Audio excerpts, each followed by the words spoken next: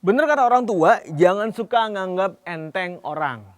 Karena banyak pendukung Liverpool sering banget ngolok-ngolok David Moyes sebagai football genius, termasuk gue. Karena dulu dia flop di Manchester United. Sekarang coba tebak siapa yang ngasih Liverpool kekalahan pertama di seluruh ajang musim ini? Ya, David Moyes orangnya. Liverpool, please welcome the chosen one. Sebenarnya ada banyak faktor yang bikin Liverpool kalah 2-3 dari West Ham United. Salah satunya meskipun back four mereka komplit ya. Tapi lini tengah Liverpool justru nggak turun dalam kekuatan terbaik. Bayangin aja Alex Cambo alias Oxlade-Chamberlain masuk sebagai starter. Mungkin ini problem Liverpool dari lama ya, dan gue nggak sadar kali FSG ya kalau lini tengahnya bolong ya. Meskipun skuad mereka terbilang bagus, tapi biasanya pelapis susah perform kalau pemain utama mereka absen. Makanya banyak fans protes kenapa FSG nggak mau keluar duit buat beli pemain yang kualitas sama dengan pemain utama. Terutama setelah kemarin Wijnaldum pergi. Tapi namanya udah berhasil ngakhirin puasa gelar Liga setelah 3 dekade gitu ya. Plus juara Liga Champions, juara Piala Dunia antar klub, juara yang lain lah pokoknya ya Liverpool.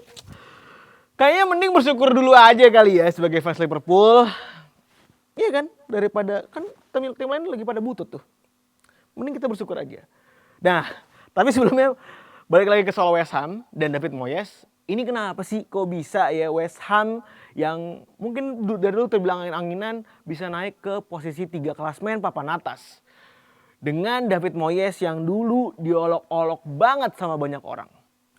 Aslinya waktu di Everton dulu David Moyes ini emang cukup peka sama detail-detail. Jadi kalau scouting pemain biasanya dia cek sampai ke akar-akarnya sebelum mutusin apakah si pemain cocok buat timnya atau enggak. Dulu pas di MU seinget gue Toni Kroos gagal jadi pindah ke MU gara-gara dia undecisif kan.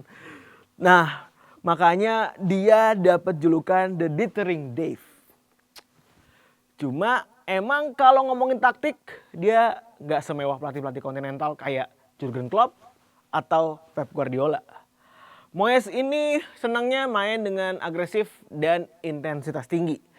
Makanya dia butuh pemain-pemain yang punya fisik bagus dan juga punya kecepatan. Lo lihat aja tuh main-mainnya kan kemarin kalah semua Liverpool kan. Gara-gara mainnya pada kurus-kurus. Dan di Everton dia relatif berhasil dengan cara kerja kayak gitu. Sementara pas lagi di MU dulu nggak berhasil karena MU tipikal pemainnya yang dia punya dan skuadnya tuh jelas beda daripada Everton. Transisinya juga nggak mulus karena Moyes ngerombak backroom staff United dulu. Dari yang tadinya isinya asisten Sir Alex semua ke staff personal sendiri. Padahal mayoritas pemain-pemainnya nih di MU waktu itu masih pemain-pemain lama United.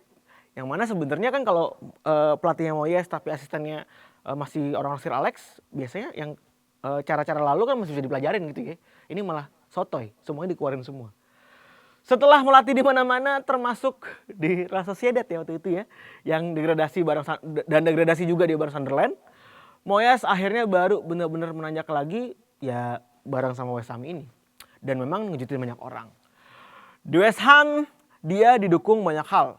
Mulai dari backroom staff yang lebih baik sampai pola perekrutan pemain yang oke punya. Pemain-pemain West Ham sekarang benar-benar pas dengan skema serta taktik yang diinginkan sama David Moyes. Sebagai contoh di lini tengah misalnya ada Thomas Soucek dan juga ada Declan Rice. Yang satu kokoh, yang satu lagi tekniknya cakep. Tapi dua-duanya sama-sama bagus dalam aspek defensif. Silahkan lo bisa cek statistiknya Soucek dan Rice. Ini bagus banget dalam hal intercept dan tackle. Rata-rata per laga mereka sukses bikin rata-rata tackle dan intercept di atas 2, dan 1.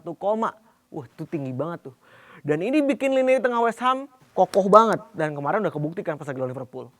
Dan dengan lini tengah yang kokoh ini West Ham tinggal ngandelin lini depan yang punya pemain-pemain cepat dan lincah. Tapi fisiknya juga gak kalah kokoh sama pemain-pemain tengahnya. Lu lihat aja ada Said Benrahma, ada Pablo Fornals, ada Jarrod Bowen, dan yang paling lagi naik-naiknya nih andalan pemain FPL lain ada Michail Antonio. Semuanya cocok sama skema yang dimiliki sama Moyes. Alhasil West Ham pun bisa main dengan direct dan juga ngandelin transisi cepat dari bertahan ke menyerang. Makanya mereka bisa menang lawan Liverpool yang notabene punya kelemahan dari transisi menyerang ke bertahan. Apalagi kemarin kalau yang merhatiin ya, Van Dijk tuh sempat marah-marah ke pemain tengahnya, seolah-olah ngomong kalau tinggalin aja lini belakang gue. Kosong ini semuanya itu, saking keselnya Van Dijk ngomong kayak gitu. Terus bakal sampai mana West Ham musim ini? Kalau ada yang suka kejutan sih kayaknya seru ya. Kalau misalnya kita ngelihat West Ham bisa main di Liga Champions musim depan.